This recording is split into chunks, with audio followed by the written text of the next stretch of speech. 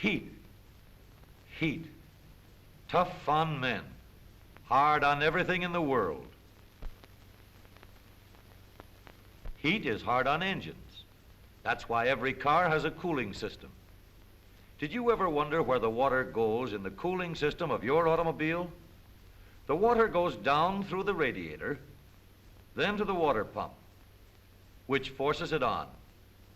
Then it enters the engine. Once in the engine, this river of water flows first through the jackets around the cylinders, uniformly cooling the 6-cylinder walls.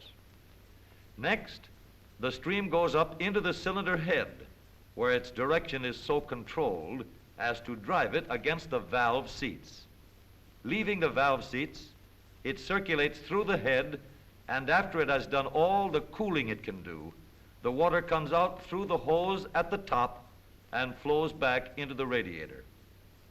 Even though Emily Post may never approve it as good etiquette, the well-known business of cooling coffee in a saucer is an excellent illustration of what happens in the radiator of your car.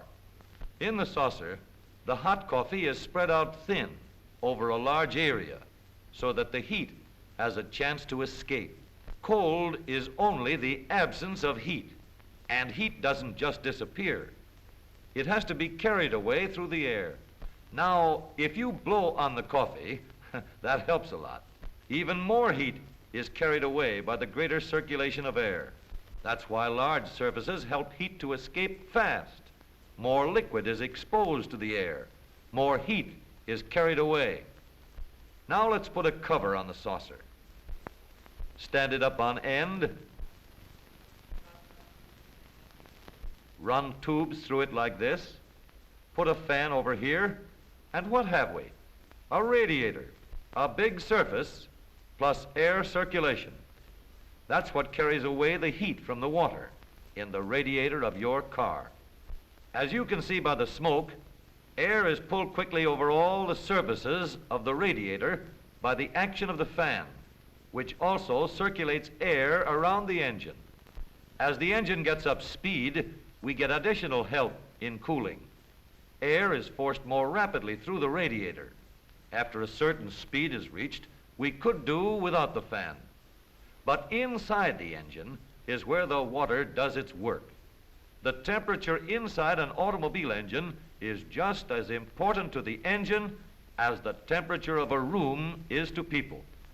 In an air-conditioned room, the temperature is ideal for human beings, pretty close to 70 degrees. But in another room, the thermometer is up to 90 degrees and nobody likes it. It's too hot for comfort. But even a temperature that seems hot to us would be cold to the engine of an automobile. The temperature an automobile engine likes best isn't 70 degrees, nor 90, nor even 100. A gasoline engine likes 180 degrees best, summer or winter. And that's just the way the water is when it leaves the engine. Each part inside the engine has a particular temperature at which it operates best.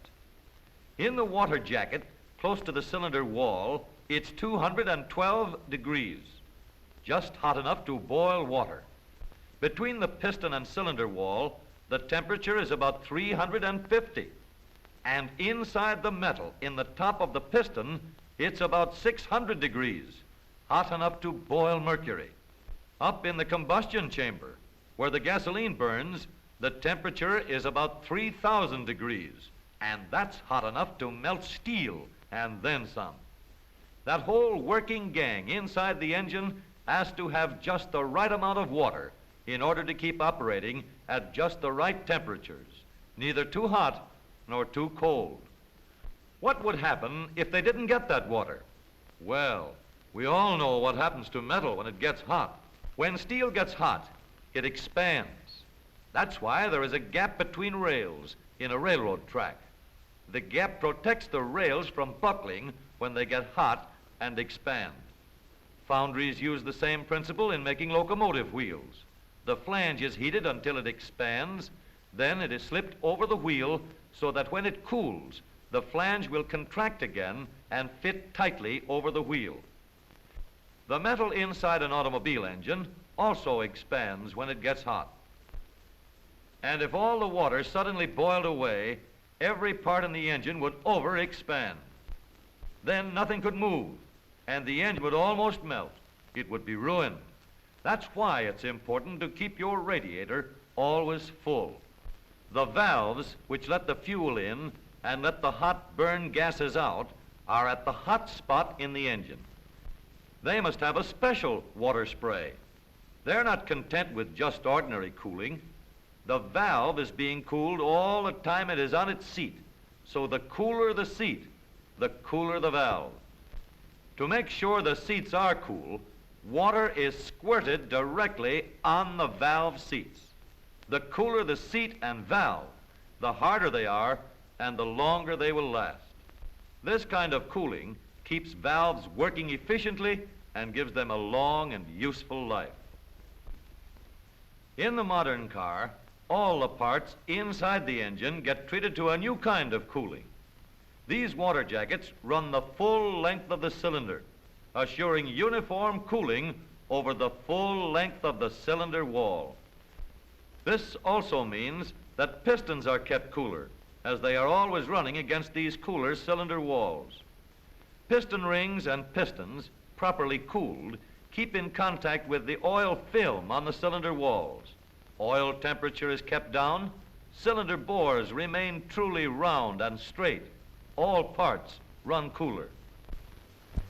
Now, here's a test that shows what the cooling system of the modern car can really do under extreme load and temperature conditions on a steep mountain grade. We're at the bottom of one of the longest, toughest hills in the country, the 9-mile hill between Clarkdale and Jerome, Arizona. A real test of any automobile's cooling system. One last check on that temperature gauge, and the test is on. A modern automobile pulling a double load against a 9-mile hill under a temperature of 110 degrees in the shade.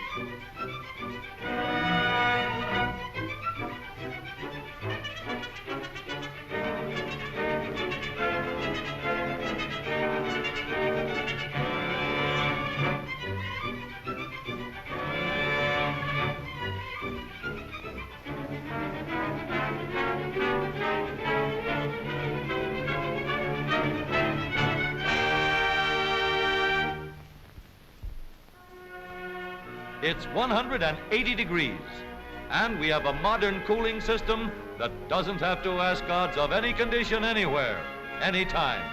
It can always keep cool so long as the water boy comes around.